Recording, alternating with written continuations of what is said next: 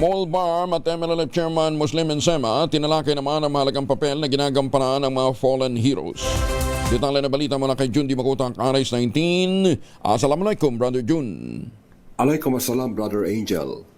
Isang mahalagang araw para kay Ministry of Labor and Employment BARM o Mole BARM, Minister and MNLF Chairman Muslimin Gisema, ang taunang pagbibigay pugay ng mga Pilipino at Bangsamoro sa araw ng kagitingan.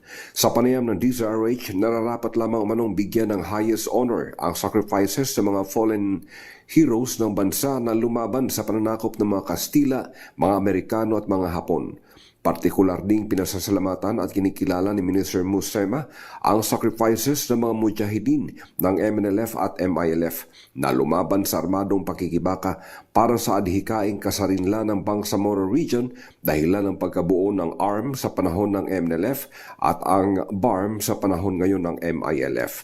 Bilang intervention naman ni Minister Musema kaugnay sa kinakaharap na krisis sa fuel ng buong mundo, sa BARM Region nakipagdialogo ito sa mga business sector at tumalima ang naturang sektor sa kasunduang pagbabawas ng working days at pagbibigay ng libreng transport assistance sa mga workers. Habang ang Mole BARM employees naman ay may libreng transport assistance na may positibong impact sa panahong abot na sa 150 plus per liter ang presyohan ng diesel sa Cotabato City at sa ibang panig ng BARM region.